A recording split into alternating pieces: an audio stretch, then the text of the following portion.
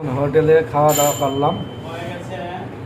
এই যে আমাদের ভাই খাইছে, বললেন এবারটা জেগাও কি জেগাবা বলো।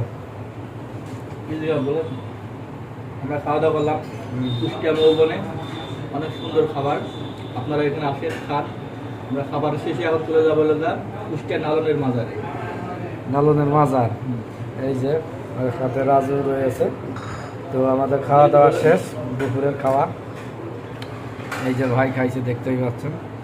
এখানকার খাবারের স্বাদ কিন্তু সেই রকম, তাই না ভাই?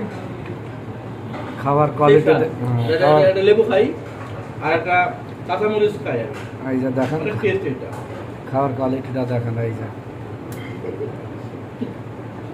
আসলে খাবার দাবারের মান ভালো বিধায় এই কারণে সবাই খাওয়া দাওয়া কমপ্লিট করে ফেলেছে। আপনারা কি রাখেন খেতে, অনেক টেস্ট খাবার।